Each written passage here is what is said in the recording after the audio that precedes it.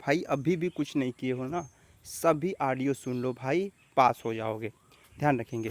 आगमन निगमन विधि, तो ध्यान रखेंगे नियम से उदाहरण की ओर। निगमन विधि बताता है पहले नियम बताना है, नियम से उदाहरण की ओर बताना है। आगमन विधि बताता है पहले उदाहरण बाद में नियम। तो आगमन विधि को वैज्ञानिक विधि कहा गया, निगमन विधि को अवैज्ञानिक विधि कहा गया। संश्लेषण विधि का अर्थ होता है जब बच्चे को किसी चीज को जोड़ के बताया जाता है, जैसे कमल, तो क धन म धन ल, कमल।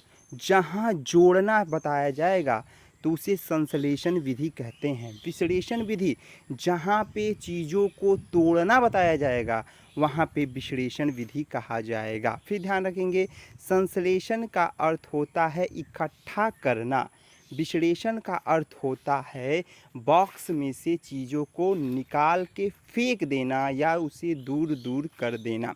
जब बच्चे को ज्ञान देना है तो वह ज्ञान मूर्त से अमूर्त की तरफ देना है। जब बच्चे को ज्ञान देना है तो बच्चे को सरल से कठिन की तरफ ज्ञान देना है। जब बच्चे को ज्ञान देना है तो उदाहरण से नियम की तरफ देने पर वह ज्ञान अस्थायी रूप से हो जाता है। फिर दूसरा चीज़ ध्यान रखेंगे, जहाँ पे बच्चे को सिखाया जाएगा उस बच्चे को पुरस्कार के द्वारा और दंड के द्वारा दोनों माध्यम से सिखाया जाएगा। जहाँ बच्चे को मूर्त ज्ञान दिया जाएगा, प्रत्यक्ष ज्ञान दिया जाएगा, वह ज्ञान सामाजिकता के रूप में अस्थायी ज्ञान होता जाएगा। बच्चे की प्रशंसा करना है, बच्चे को पुरस्कार देना है, बच्चे को पूर्व ज्ञान से नए ज्ञान से जोड़ के पढ़ाना है, बच्चे को नए नियम के द्वारा पढ़ाना है, बच्चे को सरल से कठिन की तरफ पढ़ाना है, बच्चे को जोड़ के बाद घटाना बताना है, संश्लेषण के बाद विश्लेषण बताना है और मूर्त के बाद ही अमूर्त बताना है। इतना पॉइंट आप लोग ध्यान रखेंगे। जब बच्चा बड़ा हो जाता है, सामाजिकता में आ जाता है, तो उसे समाज के द्वारा, समाज के रूप के द्वारा उसे छोड़ देना चाहिए। वो समाज के अनुरूप अपने को बदल देगा या बदलने का प्रयास करेगा। ठीक है। वंडूरा साहब ने बताया था सामाजिक अधिगम के सिद्धांत में कि जैसे जैसे वो समाज में आता है उसका अधिगम होने लगता है और वह समाज के अनुरूप अपने को बदलने का प्रयास कर देता है। थॉर्नडाइक ने SR का सिद्धांत दिया और थॉर्नडाइक के सिद्धांत को स्किनर ने गलत कर दिया और स्किनर के सिद्धांत का नाम था RS का सिद्धांत। थॉर्नडाइक का सिद्धांत जो था उद्दीपन के बाद अनुक्रिया होना। फिर ध्यान रखेंगे थॉर्नडाइक का सिद्धांत का नाम था उद्दीपन के बाद अनुक्रिया होना। स्किनर के सिद्धांत का नाम था क्रिया प्रसूत का सिद्धांत, मतलब क्रिया के बाद उद्दीपन का होना। दोनों में ध्यान रखेंगे। थॉर्नडाइक कहते थे कि बच्चा जितना अच्छा उद्दीपन रहेगा उतना अच्छा अनुक्रिया करेगा, जितना अच्छा माहौल रहेगा, जितना अच्छा पुस्तकें रहेंगी, जितना अच्छा पुस्तकों पे चित्र रहेगा उतना अच्छा अनुक्रिया करेगा। स्किनर ने कहा जितना अच्छा क्रिया करेगा वैसे उद्दीपन अपने आप पूरा हो जाएगा।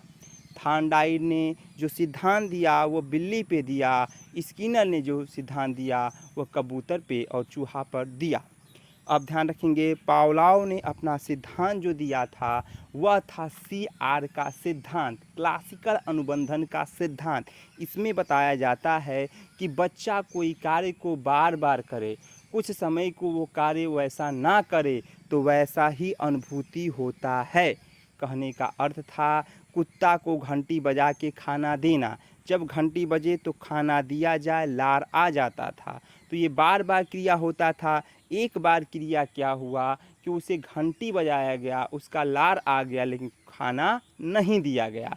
तो इसका अर्थ है बार बार ऐसा क्रिया किया जाएगा तो कुछ समय के लिए वो क्रिया नहीं भी किया जाएगा तो वैसा ही अनुभूत होगा। इसमें यही पूछेगा बेटा, फिर ध्यान रखेंगे क्लासिकल अनुबंधन सिद्धांत में यही पूछेगा कि बच्चा बार बार गलती कर रहा है, महेश बार बार गलती कर रहा है, कुछ समय के लिए मुकेश गलती कर दिया तो किसकी गलती मानी जाती है? तो वहाँ भी महेश की ही गलती मानी जाती है, क्योंकि मन में या अध्यापक के मन में यही हो जाता है कि ये गलत किया होगा, वो तो गलत करता ही नहीं है। ध्यान रखेंगे, कोहलर ने सूझ का सिद्धांत दिया, सोच का सिद्धांत दिया, सूझ अंतर्दृष्टि का सिद्धांत इन्होंने बनमानुस पे दिया। अब यहाँ से क्वेश्चन कैसे पूछेगा, बच्चे की जो सोच होती है वो अचानक परिवर्तित हो जाती है। भाई आपके सामने सांप निकल जाए तो क्या आप तुरंत सोचते हो, तुरंत भाग जाते हो, या उसको डंडा ला के मार देते हो? तो इसी प्रकार से जब बनमानुस भूखा था तो उसके सामने केला लटका हुआ था, वह डंडा उठाता है, डंडे से केले को मारता है, वो केले को खा के पेट भर लेता है।